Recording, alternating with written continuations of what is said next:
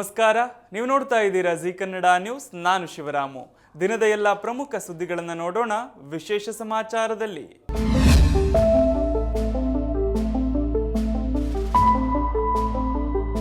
ಬಹುನಿರೀಕ್ಷಿತ CM DK Shivakumar ಅವರ ಸಚಿವ ಸಂಪುಟ ವಿಸ್ತರಣೆಯಾಗಿದ್ದು, ನೂತನ ಸಚಿವರು ಇಂದು ಸಂಜೆ ಲೋಕಭವನದ ಆವರಣದಲ್ಲಿ ನಡೆದ ಸಮಾರಂಭದಲ್ಲಿ ಪ್ರಮಾಣ ವಚನ ಸ್ವೀಕರಿಸಿದ್ರು. ನೂತನ ಸಚಿವರಾಗಿ ಸಂಪುಟ ಸೇರಿರುವವರೆಂದರೆ P M Narendra Swamy, Shivaraj Tangadagi, Rudrappa Lamani, K S Basavantappa, B Nagendra, T Raghumurthy, B Z Zameer Ahmed Khan, Rizwan Arshad, Santosh Lad, Madhu Bangarappa, Puttarangashetty, doctor Ajay Singh, N Cheluvarayaswamy, K M Shivalingegowda, H C. Balakrishna, Basavaraj Rayareddy, Vijayanand Kashappanavar, S S. Mallikarjun ಹಾಗೂ ಲಕ್ಷ್ಮಣ ಸವದಿ ಸಚಿವರಾಗಿ ಪ್ರಮಾಣ ವಚನ ಸ್ವೀಕರಿಸಿದ್ದಾರೆ. ಇವರ ಜೊತೆಗೆ ವಿಧಾನಸಭೆಯ ನೂತನ ಸ್ಪೀಕರ್, ಡೆಪ್ಯೂಟಿ ಸ್ಪೀಕರ್ ಹಾಗೂ ವಿಧಾನ ಪರಿಷತ್ ಸಭಾಪತಿ ಮತ್ತು ಉಪಸಭಾಪತಿಗಳ ಹೆಸರನ್ನು ಎಐಸಿಸಿ ಅಂತಿಮಗೊಳಿಸಿದೆ.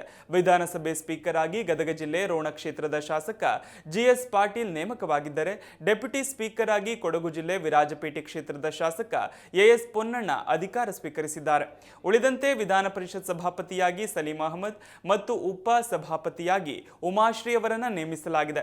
ಹಿಂದಿನ ಸಿಎಂ ಸಿದ್ದರಾಮಯ್ಯ ಅವರ ಅವಧಿಯಲ್ಲಿ ಸ್ಪೀಕರ್ ಆಗಿದ್ದ ಯುಟಿ ಖಾದರ್ ಈಗಾಗಲೇ ಅವರ ಸ್ಥಾನಕ್ಕೆ ರಾಜೀನಾಮೆ ನೀಡಿದ್ದು, ಮುಖ್ಯಮಂತ್ರಿ ಡಿಕೆ ಶಿವಕುಮಾರ್ ಅವರ ಸಚಿವ ಸಂಪುಟದಲ್ಲಿ ಆರೋಗ್ಯ ಸಚಿವರಾಗಿ ಕಾರ್ಯನಿರ್ವಹಿಸುತ್ತಿದ್ದಾರೆ. ಇನ್ನು ಡೆಪ್ಯೂಟಿ ಸ್ಪೀಕರ್ ಆಗಿದ್ದ ರುದ್ರಪ್ಪ ಲಮಾಣಿ ಕೂಡ ಇಂದು ಸಚಿವರಾಗಿ ಪ್ರಮಾಣ ವಚನ ಸ್ವೀಕರಿಸಿರುವ ಹಿನ್ನೆಲೆ ತಮ್ಮ ಹಾಲಿ ಸ್ಥಾನಕ್ಕೆ ರಾಜೀನಾಮೆ ನೀಡಲು ಸೂಚಿಸಿರುವುದಾಗಿ ತಿಳಿಸಿದ್ದಾರೆ. ಇನ್ನು ಪರಿಷತ್ ಸಭಾಪತಿಯಾಗಿ ಹಾಲಿ ಬಸವರಾಜ ಹೊರಟ್ಟಿ ಅವರು ಕಾರ್ಯನಿರ್ವಹಿಸುತ್ತಿದ್ದಾರೆ. ಆದರೂ ಕೂಡ ಎಐಸಿಸಿಯ ಹೊಸ ನಿರ್ಧಾರದಿಂದಾಗಿ ಅವರು ಹುದ್ದೆಗೆ ರಾಜೀನಾಮೆ ನೀಡೋದು ಬಹುತೇಕ ದಟ್ಟವಾಗಿದೆ. ಸ್ಥಾನ ತ್ಯಜಿಸುವಂತೆ ರಾಜ್ಯ ಸರ್ಕಾರ ಅವರ ಮೇಲೆ ಒತ್ತಡ ಹೇರಿರುವ ಬಗ್ಗೆ ಈ ಹಿಂದೆ ವದಂತಿಗಳು ಹರಿದಾಡಿದ್ದವಾದರೂ ಹೊರಟ್ಟಿ ಅದನ್ನು ನಿರಾಕರಿಸಿದ್ದರು. ಆದರೆ ಕಾಂಗ್ರೆಸ್ನ ಕೆಲ ನಾಯಕರು ಮಾತ್ರ ಬಿಜೆಪಿಯಿಂದ ಆಯ್ಕೆಯಾಗಿರುವ ಹೊರಟ್ಟಿಯವರು ಮೆಜಾರಿಟಿ ಇಲ್ಲದಿದ್ದಾಗ ರಾಜೀನಾಮೆ ಕೊಡೋದು ಒಳ್ಳೆಯದು, ಬಿಜೆಪಿಯಿಂದ ಆಯ್ಕೆಯಾದವರನ್ನ ನಾವು ಒಪ್ಪಲು ಸಾಧ್ಯವಿಲ್ಲ ಎಂದಿದ್ದರು. ಚುನಾವಣೆ ವಿವಾದಕ್ಕೆ ಸಂಬಂಧಿಸಿದಂತೆ ಹೈಕೋರ್ಟ್ ಕಾಂಗ್ರೆಸ್ ನಾಯಕಿ ಗಾಯತ್ರಿ ಶಾಂತೇಗೌಡ ಅವರ ಪರವಾಗಿ ತೀರ್ಪು ನೀಡಿದ ಹಿನ್ನೆಲೆ ವಿಧಾನ ಪರಿಷತ್ ಉಪಸಭಾಪತಿ ಎಂಕೆ ಪ್ರಾಣೇಶ್ ತಮ್ಮ ಸ್ಥಾನಕ್ಕೆ ಮೊನ್ನೆಯಷ್ಟೇ ರಾಜೀನಾಮೆ ಘೋಷಿಸಿದ್ದ ಕಾರಣ ಖಾಲಿ ಇರುವ ಆ ಸ್ಥಾನಕ್ಕೂ ಉಮಾಶ್ರೀ ಅವರನ್ನ ನೇಮಿಸಲಾಗಿದೆ. ಸಿಎಂ ಡಿಕೆ ಶಿವಕುಮಾರ್ ಸಚಿವ ಸಂಪುಟಕ್ಕೆ 20 ಮಂದಿ ನೂತನ ಸಚಿವರ ಸೇರ್ಪಡೆಯಾಗಿದ್ದು, ಹಿಂದಿನ ಸಿಎಂ ಸಿದ್ದರಾಮಯ್ಯ ಅವರ ಸಚಿವ ಸಂಪುಟದಲ್ಲಿದ್ದ ಹಲವು ಪ್ರಮುಖ ಶಾಸಕರಿಗೆ ಮಂತ್ರಿ ಸ್ಥಾನ ಕೈತಪ್ಪಿದ್ದರೆ, ಮೊದಲ ಬಾರಿಗೆ ಸಚಿವರಾಗುವ ಆಸೆ ಹೊಂದಿದ್ದ ಅನೇಕ ನಾಯಕರ ಕನಸು ಭಗ್ನಗೊಂಡಿದೆ. ಹೀಗಾಗಿ ನಾಯಕರ ಬೆಂಬಲಿಗರ ಆಕ್ರೋಶದ ಕಟ್ಟೆ ಒಡೆದಿದ್ದು ಪ್ರತಿಭಟನೆಗಳು ಆರಂಭವಾಗಿವೆ. ಸಿದ್ದರಾಮಯ್ಯ ಅವರ ಸಚಿವ ಸಂಪುಟದಲ್ಲಿದ್ದ doctor H C. Mahadevappa, doctor M C. Sudhakar, Dinesh Gundu Rao, H K. Patil, K. Venkatesh, Lakshmi Hebbalkar, Shivanand Patil, Rahim Khan, Timmapur, N S. Bosaraju, Sharanabasappa ದರ್ಶನಾಪುರಗೆ ಸಚಿವ ಸ್ಥಾನ ಕೈತಪ್ಪಿದೆ. ಒಟ್ಟು ಸಂಪುಟದಲ್ಲಿ ಕೇವಲ 11 ಮಂದಿ ಮಾತ್ರ ಹೊಸಬರಿಗೆ ಕಾಂಗ್ರೆಸ್ ಹೈಕಮಾಂಡ್ ಮಣೆ ಹಾಕಿದ್ದು, 22 ಮಂದಿಗೆ ಪುನಃ ಸಚಿವ ಸ್ಥಾನ ನೀಡಲಾಗಿದೆ. ಸಚಿವ ಸಂಪುಟದಲ್ಲಿ 60% ಹೊಸಬರು ಮತ್ತು 40% ಹಳಬರಿಗೆ ಅವಕಾಶ ನೀಡಲಾಗುತ್ತೆ ಎನ್ನುವ ಮಾತುಗಳು ಕೇಳಿಬಂದಿದ್ದ ಹೊರತಾಗಿಯೂ ಒಟ್ಟಾರೆ ಸಂಪುಟದಲ್ಲಿ ಹೊಸಬರಿಗೆ ಅವಕಾಶ ಕಡಿಮೆ ಸಿಕ್ಕಿದೆ. 3 ಮಹಿಳೆಯರಿಗೆ ಮಂತ್ರಿಗಿರಿ ನೀಡೋ ಬಗ್ಗೆ ಒತ್ತಡ ಇತ್ತಾದರೂ ಕೊಟ್ಟಿರೋದು ಕೇವಲ ಒಬ್ಬರಿಗೆ ಎಂಬ ಮಾತುಗಳು ಕೇಳಿಬಂದಿವೆ. ಕಾವೇರಿ ಜಲಾನಯನ ಪ್ರದೇಶದಲ್ಲಿ ಉತ್ತಮ ಮಳೆಯಾಗುತ್ತಿರುವ ಹಿನ್ನೆಲೆ ಕೆಆರ್ಎಸ್ ಜಲಾಶಯದ ನೀರಿನ ಮಟ್ಟ 100 ಅಡಿ ತಲುಪಿದೆ. ಕಳೆದ 3-4 ದಿನಗಳಿಂದ ಭರ್ಜರಿ ಮಳೆ ಸುರಿಯುತ್ತಿದ್ದು, ಜಲಾಶಯದಲ್ಲಿ ಸುಮಾರು 8 ಅಡಿಯಷ್ಟು ನೀರು ಏರಿಕೆಯಾಗಿದೆ. 3-4 ದಿನಗಳ ಹಿಂದೆ ಕೇವಲ 17 ಟಿಎಂಸಿ ಇದ್ದ ನೀರಿನ ಸಂಗ್ರಹ ಈಗ 23 ಟಿಎಂಸಿ ತಲುಪಿದೆ. ಪ್ರಸ್ತುತ ಕೆಆರ್ಎಸ್ ಜಲಾಶಯಕ್ಕೆ 32,048 ಕ್ಯೂಸೆಕ್ ಒಳಹರಿವು ದಾಖಲಾಗಿದ್ದು, 1,821 ಕ್ಯೂಸೆಕ್ ನೀರನ್ನು ಹೊರಬಿಡಲಾಗುತ್ತಿದೆ. ಗರಿಷ್ಠ 124.80 ಅಡಿ ಸಾಮರ್ಥ್ಯದ ಜಲಾಶಯದಲ್ಲಿ ನೀರಿನ ಮಟ್ಟ ಏರಿಕೆಯಾಗುತ್ತಿರುವುದು ಮಂಡ್ಯ ಭಾಗದ ರೈತರಿಗೆ ಆಶಾಭಾವನೆ ಮೂಡಿಸಿದೆ. ಹಿಂದಿನ ದಿನಗಳಲ್ಲಿ ಕುಡಿಯುವ ನೀರಿಗೂ ಹಾಹಾಕಾರ ಎದುರಾಗಿದ್ದ ಸಂದರ್ಭದಲ್ಲಿ ಈಗ ಬೆಳೆಗಳನ್ನು ಬೆಳೆಯಲು ಸಾಧ್ಯ ಎಂಬ ಖುಷಿಯಲ್ಲಿದ್ದಾರೆ ರೈತರು. ಆದರೆ ಈ ಖುಷಿಯ ನಡುವೆಯೂ ಮಂಡ್ಯ ಜಿಲ್ಲೆಯಲ್ಲಿ ಮಳೆಯ ಕೊರತೆ ಮುಂದುವರೆದಿರೋದು ಆತಂಕಕ್ಕೆ ಕಾರಣವಾಗಿದೆ. ಮಳೆಯಾಶ್ರಿತ ಬೆಳೆಗಳಿಗೆ ನೀರು ಸಿಗದೇ ಇರೋ ಭೀತಿ ರೈತರಲ್ಲಿ ಇನ್ನೂ ಇದೆ. ಜಲಾಶಯ ಸಂಪೂರ್ಣ ಭರ್ತಿಯಾಗಲು ಇನ್ನೂ 10 ರಿಂದ 15 ದಿನ ಇದೇ ರೀತಿ ಉತ್ತಮ ಮಳೆಯಾಗುವ ಅಗತ್ಯ ಇದೆ. ಅತ್ತ ಮೈಸೂರು ಜಿಲ್ಲೆಯ ಎಚ್.ಡಿ. ಕೋಟೆ ತಾಲೂಕಿನ ಬೀಚನಹಳ್ಳಿ ಗ್ರಾಮದ ಬಳಿಯ ಕಬಿನಿ ಜಲಾಶಯವು ಸಂಪೂರ್ಣ ಭರ್ತಿಯಾಗಿದೆ. ಕೇರಳದ ವಯನಾಡಿನಲ್ಲಿ ಸುರಿಯುತ್ತಿರುವ ಭಾರಿ ಮಳೆಯ ಪರಿಣಾಮವಾಗಿ ಜಲಾಶಯಕ್ಕೆ ಒಳಹರಿವಿನ ಪ್ರಮಾಣ ಗಣನೀಯವಾಗಿ ಹೆಚ್ಚಾಗಿದೆ. ಹೀಗಾಗಿ ಕಬಿನಿ ಜಲಾಶಯದಿಂದ ಹೊರಹರಿವನ್ನು ಹೆಚ್ಚಿಸಲಾಗಿದ್ದು, ಇದರ ನೇರ ಪರಿಣಾಮವಾಗಿ ಜಲಾಶಯದ ಸಮೀಪವಿರುವ ಸರ್ಗೂರು ತಾಲೂಕಿನ ಬಿದರಹಳ್ಳಿ ಸೇತುವೆ ಸಂಪೂರ್ಣವಾಗಿ ಮುಳುಗಡೆಯಾಗಿದೆ. ಕರ್ನಾಟಕದಲ್ಲಿ ನೈಋತ್ಯ ಮುಂಗಾರು ಚುರುಕುಗೊಂಡಿದ್ದು, ಮುಂದಿನ 3 ದಿನ ಮಳೆ ಮುಂದುವರಿಯುವ ಸಾಧ್ಯತೆ ಇದೆ. ಹವಾಮಾನ ಇಲಾಖೆ ಮುನ್ಸೂಚನೆ ಪ್ರಕಾರ ಆಗಸ್ಟ್ 7ರವರೆಗೆ ಬೆಂಗಳೂರು ಸೇರಿ ರಾಜ್ಯದ ಹಲವು ಜಿಲ್ಲೆಗಳಲ್ಲಿ ಮಳೆಯಾಗಲಿದ್ದು, ಕರಾವಳಿ ಕರ್ನಾಟಕ ಹಾಗೂ ಮಲೆನಾಡಿನಲ್ಲಿ ಹೆಚ್ಚಿನ ಮಳೆಯಾಗುವ ಸಾಧ್ಯತೆ ಇದೆ. ಬೆಂಗಳೂರು, ಮಂಡ್ಯ, ಮೈಸೂರು, ಚಾಮರಾಜನಗರ, ತುಮಕೂರು ಹಾಗೂ ಚಿಕ್ಕಬಳ್ಳಾಪುರ ಜಿಲ್ಲೆಗಳಲ್ಲಿ ಭಾರೀ ಮಳೆಯಾಗುವ ಸಾಧ್ಯತೆ ಇದೆ. ಇನ್ನು ಬೆಳಗಾವಿ, ಧಾರವಾಡ ಹಾಗೂ ಹಾವೇರಿ ಜಿಲ್ಲೆಗಳಲ್ಲೂ ಭಾರೀ ಮಳೆಯ ನಿರೀಕ್ಷೆ ಇದೆ.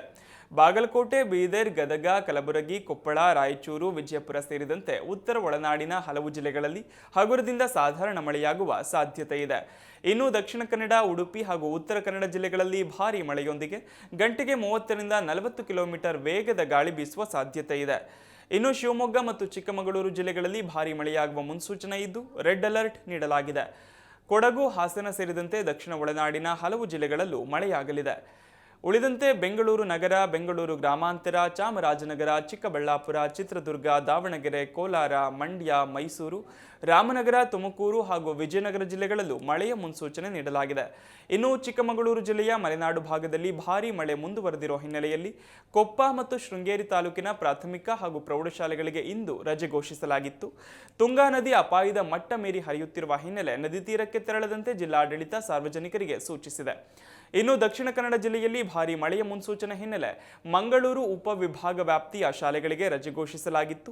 ಮಂಗಳೂರು, ಉಳ್ಳಾಲ, ಮೂಡಬಿದಿರೆ, ಬಂಟ್ವಾಳ ಹಾಗೂ ಮುಲ್ಕಿ ತಾಲೂಕುಗಳಲ್ಲಿ ಪ್ರೌಢಶಾಲೆವರೆಗೆ ರಜೆ ನೀಡಲಾಗಿತ್ತು. ಇನ್ನು ಪುತ್ತೂರು, ಬೆಳ್ತಂಗಡಿ, ಕಡಬ ಹಾಗೂ ಸುಳ್ಯ ತಾಲೂಕುಗಳಲ್ಲಿ ಪಿಯುಸಿವರೆಗಿನ ತರಗತಿಗಳಿಗೆ ರಜೆ ಘೋಷಿಸಲಾಗಿತ್ತು. ಇನ್ನು ಶಿವಮೊಗ್ಗ ಜಿಲ್ಲೆಯಲ್ಲಿ ಧಾರಾಕಾರ ಮಳೆ ಮುಂದುವರೆದಿರೋ ಹಿನ್ನೆಲೆ ಸಾಗರ ಮತ್ತು ತೀರ್ಥಹಳ್ಳಿ ತಾಲೂಕುಗಳ ಶಾಲೆಗಳಿಗೆ ಇಂದು ರಜೆ ನೀಡಲಾಗಿತ್ತು. ಬೆಂಗಳೂರು ನಗರದಲ್ಲಿ ಈ ಬಾರಿ ನೈಋತ್ಯ ಮುಂಗಾರು ಮಳೆ ತೀವ್ರ ಹಿನ್ನಡೆ ಅನುಭವಿಸಿದೆ. ಮೇ ತಿಂಗಳ ಪೂರ್ವ ಮುಂಗಾರು ಮಳೆಯಲ್ಲಿ ಉತ್ತಮ ಪ್ರಮಾಣದ ಮಳೆ ದಾಖಲಾಗಿದ್ದರೂ ಜುಲೈ ತಿಂಗಳಲ್ಲಿ ಮಳೆರಾಯ ಸಂಪೂರ್ಣ ಕೈಕೊಟ್ಟಿದ್ದಾನೆ. ಪರಿಣಾಮವಾಗಿ ಕಳೆದ 108 ವರ್ಷಗಳ ಇತಿಹಾಸದಲ್ಲೇ ಬೆಂಗಳೂರು ಅತ್ಯಂತ ಕಡಿಮೆ ಮಳೆ ಕಂಡ 2ನೇ ಒಣ ಜುಲೈ ತಿಂಗಳಿಗೆ ಸಾಕ್ಷಿಯಾಗಿದೆ. ಭಾರತೀಯ ಹವಾಮಾನ ಇಲಾಖೆಯ ವರದಿ ಪ್ರಕಾರ ಜುಲೈ ತಿಂಗಳಲ್ಲಿ ಬೆಂಗಳೂರು ನಗರದಲ್ಲಿ ಕೇವಲ 23 ಮಿಲಿಮೀಟರ್ ಮಳೆ ಮಾತ್ರ ದಾಖಲಾಗಿದೆ. 1918ರ ಜುಲೈನಲ್ಲಿ ನಗರದಲ್ಲಿ 18.5 ಮಿಲಿಮೀಟರ್ ಅತ್ಯಂತ ಕಡಿಮೆ ಮಳೆ ದಾಖಲಾಗಿತ್ತು. ಅದಾದ ಬಳಿಕ ಅತಿ ಕಡಿಮೆ ಮಳೆ ಬಿದ್ದ ಜುಲೈ ತಿಂಗಳು ಅಂದರೆ ಇದೇ ಆಗಿದೆ. ಸಾಮಾನ್ಯವಾಗಿ ಬೆಂಗಳೂರಲ್ಲಿ ಜುಲೈ ತಿಂಗಳಲ್ಲಿ ಸರಾಸರಿ 80 ಮಿಲಿಮೀಟರ್ನಿಂದ 100 ಮಿಲಿಮೀಟರ್ ವರೆಗೆ ಮಳೆಯಾಗಬೇಕಿತ್ತು. ಆದರೆ ಈ ಬಾರಿ ಕೇವಲ 23 ಮಿಲಿಮೀಟರ್ ಮಳೆಯಾಗುವ ಮೂಲಕ 70%ಕ್ಕಿಂತಲೂ ಹೆಚ್ಚು ಮಳೆ ಕೊರತೆ ಉಂಟಾಗಿದೆ. ಜುಲೈ ಆರಂಭದ ವೇಳೆಗೆ ಮುಂಗಾರು ಮಳೆಯ ಒಟ್ಟು ಪ್ರಮಾಣ 70 ಮಿಲಿಮೀಟರ್ ಇತ್ತು. ತಿಂಗಳಾಂತ್ಯಕ್ಕೆ ಇದು ಕೇವಲ 94 ಮಿಲಿಮೀಟರ್ಗೆ ತಲುಪಿದೆ. ಮಳೆಯ ಅಭಾವದಿಂದಾಗಿ ನಗರದಲ್ಲಿ ತಾಪಮಾನವೂ ಗಣನೀಯವಾಗಿ ಹೆಚ್ಚಾಗಿತ್ತು. ಜುಲೈ 14ರಂದು ಬೆಂಗಳೂರಿನಲ್ಲಿ ತಾಪಮಾನ 33.6 ಡಿಗ್ರಿ ಸೆಲ್ಸಿಯಸ್ನಷ್ಟಿದ್ದು, ಇದು ಕಳೆದ 112 ವರ್ಷಗಳಲ್ಲೇ ಜುಲೈ ತಿಂಗಳ ಅತ್ಯಂತ ಬಿಸಿಲಿನ ದಿನವಾಗಿ ದಾಖಲಾಯಿತು. ಇತ್ತೀಚೆಗೆ ಪಶ್ಚಿಮ ಕರಾವಳಿಯಲ್ಲಿ ಸೃಷ್ಟಿಯಾದ ಕರಾವಳಿ ಸುಳಿಗಾಳಿಯ ಪ್ರಭಾವದಿಂದಾಗಿ ಶನಿವಾರ ನಗರದ ಕೆಲವು ಭಾಗಗಳಲ್ಲಿ ಹಗುರದಿಂದ ಸಾಧಾರಣ ಮಳೆಯಾಗಿದೆ. ಆದರೆ ಈ ಮಳೆಯು ತಾತ್ಕಾಲಿಕವಾಗಿದ್ದು, ಮುಂಬರುವ ದಿನಗಳಲ್ಲಿ ಮತ್ತೆ ಮಳೆಯ ಅಭಾವ ಎದುರಾಗಬಹುದು ಎಂದು ಹವಾಮಾನ ತಜ್ಞರು ತಿಳಿಸಿದ್ದಾರೆ. ಆಗಸ್ಟ್ 6ರಿಂದ 12ರ ನಡುವೆ ಮಳೆ ಸ್ವಲ್ಪ ಚೇತರಿಸಿಕೊಳ್ಳುವ ಸಾಧ್ಯತೆ ಇದೆ. ಆದರೆ ಒಟ್ಟಾರೆಯಾಗಿ ಆಗಸ್ಟ್ ತಿಂಗಳಿನ ಬಹುತೇಕ ದಿನಗಳಲ್ಲಿ ಮುಂಗಾರು ಕ್ಷೀಣವಾಗಿಯೇ ಇರಲಿದೆ.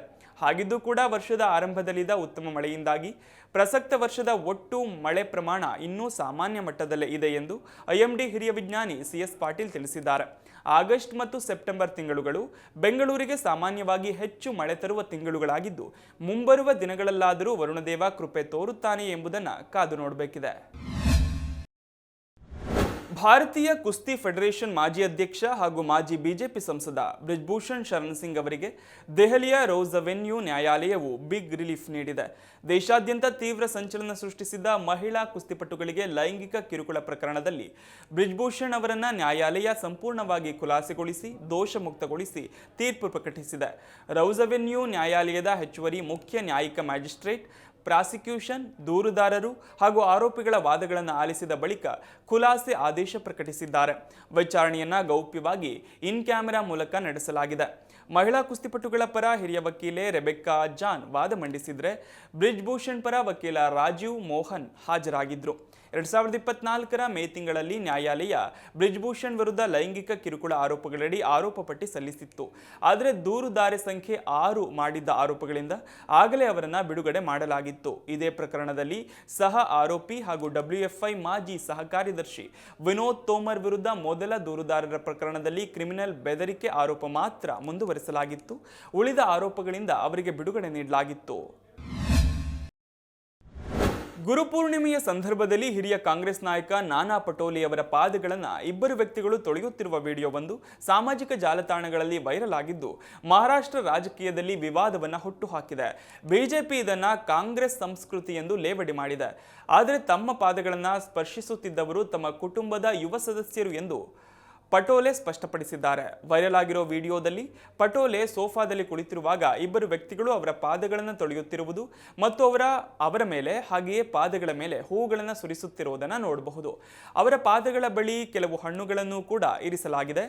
ಈ ವಿಡಿಯೋ ಸಾಮಾಜಿಕ ಜಾಲತಾಣಗಳಲ್ಲಿ ತೀವ್ರ ಪ್ರತಿಕ್ರಿಯೆಗಳನ್ನು ಹುಟ್ಟುಹಾಕಿದೆ. ಮಹಾರಾಷ್ಟ್ರ ಕಾಂಗ್ರೆಸ್ನ ಮಾಜಿ ಮುಖ್ಯಸ್ಥರು ಹಾಗೂ ವಿಧಾನಸಭೆಯ ಸ್ಪೀಕರ್ ಆಗಿ ಸೇವೆ ಸಲ್ಲಿಸಿದ್ದ ಪಟೋಲಿ ಅವರನ್ನ ಬಿಜೆಪಿ ತೀವ್ರವಾಗಿ ಟೀಕಿಸಿದೆ. ಇದು ಕಾಂಗ್ರೆಸ್ ನಾಯಕರ ಸಂಸ್ಕೃತಿಯನ್ನು ಪ್ರತಿಬಿಂಬಿಸುತ್ತೆ. ಇಂಥ ಚಟುವಟಿಕೆಗಳಲ್ಲಿ ತೊಡಗಿಕೊಳ್ಳುವುದು ಕಾಂಗ್ರೆಸ್ ನಾಯಕರ ಸಂಸ್ಕೃತಿ ಎಂದು ರಾಜ್ಯ ಸಚಿವರು ಹಾಗೆಯೇ ಬಿಜೆಪಿ ವಾಗ್ದಾಳಿ ನಡೆಸಿದೆ. ಆದರೆ ಪಟೋಲೆ ಈ ವಿಷಯದ ಕುರಿತಾದ ವಿವಾದವನ್ನು ತಳ್ಳಿ ಹಾಕಿದ್ದಾರೆ. ಅಂಥ ಯಾವುದೇ ಆಚರಣೆಯನ್ನು ಮಾಡಲು ಯಾರನ್ನೂ ಕೇಳಿಲ್ಲ ಅಥವಾ ಒತ್ತಾಯಿಸಿಲ್ಲ ಅಂತ ಪ್ರತಿಪಾದಿಸಿದ್ದಾರೆ. ಅಂದು ಗುರುಪೂಜೆ ಇತ್ತು. ನನ್ನ ಕುಟುಂಬದ ಇಬ್ಬರು ಕಿರಿಯ ಸದಸ್ಯರು ಅಲ್ಲಿ ಉಪಸ್ಥಿತರಿದ್ದರು. ಅವರು ನನ್ನನ್ನು ತಮ್ಮ ಗುರು ಎಂದು ಪರಿಗಣಿಸಿರುವುದರಿಂದ ಗೌರವದ ಸಂಕೇತವಾಗಿ ಇದನ್ನು ಮಾಡಲು ಬಯಸಿದ್ರು ಅಂತ ಅವರು ಸ್ಪಷ್ಟನೆ ನೀಡಿದ್ದಾರೆ. ಸಂಸ್ಕೃತಿ ಮತ್ತು ಸಂಪ್ರದಾಯಗಳ ಬಗ್ಗೆ ಇತರರಿಗೆ ಉಪದೇಶ ನೀಡುವ ಹಕ್ಕು ಬಿಜೆಪಿಗೆ ಇಲ್ಲ.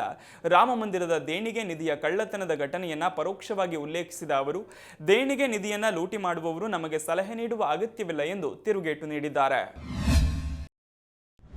2026ರ ಕಾಮನ್ವೆಲ್ತ್ ಕ್ರೀಡಾಕೂಟದಲ್ಲಿ ಭಾರತದ ಅಭಿಯಾನಕ್ಕೆ ಅದ್ದೂರಿ ತೆರೆ ಬಿದ್ದಿದೆ. ಕ್ರೀಡಾಕೂಟದ 11ನೇ ಹಾಗೂ ಅಂತಿಮ ದಿನದಂದು ಭಾರತಕ್ಕೆ ಯಾವುದೇ ಪದಕ ಬಂದಿಲ್ಲ. ಒಟ್ಟಾರೆ ಈ ಕ್ರೀಡಾಕೂಟದಲ್ಲಿ ಭಾರತ 39 ಪದಕಗಳನ್ನು ಅಂದರೆ 13 ಚಿನ್ನ, 17 ಬೆಳ್ಳಿ, 9 ಕಂಚು ಗೆಲ್ಲುವಲ್ಲಿ ಯಶಸ್ವಿಯಾಗಿ ಪದಕಗಳ ಪಟ್ಟಿಯಲ್ಲಿ 4ನೇ ಸ್ಥಾನವನ್ನು ಪಡೆದುಕೊಂಡಿದೆ. ಕ್ರೀಡಾಕೂಟದ ಅಂತಿಮ ದಿನದಂದು ಜೂಡೋ ಸ್ಪರ್ಧಿ ಇಶ್ರೂಪ್ ನಾರಂಗ್ ಮಹಿಳೆಯರ 78 ಕೆಜಿ ವಿಭಾಗದಲ್ಲಿ ಕಂಚಿನ ಪದಕದ ಪಂದ್ಯದಲ್ಲಿ ಸೋತರೆ, ಪ್ಯಾರಾಸೈಕ್ಲಿಸ್ಟ್ ಲಿಶಾ ದಾಸ್ ಮಹಿಳೆಯರ C4, C5 ಟೈಮ್ ಟ್ರಯಲ್ ಫೈನಲ್ನಲ್ಲಿ 6ನೇ ಸ್ಥಾನ ಪಡೆದರು. ಇವರಿಬ್ಬರ ಸೋಲಿನೊಂದಿಗೆ ದೇಶದ ಅಭಿಯಾನವೂ ಅಂತ್ಯವಾಯಿತು. ಇದಿಷ್ಟು ಈ ದಿನದ ಪ್ರಮುಖ ಸುದ್ದಿ. ನೋಡ್ತಾ ಇರಿ ಜಿ ಕನ್ನಡ ನ್ಯೂಸ್, ಸತ್ಯವೇ ಸುದ್ದಿಯ ಜೀವಾಳ.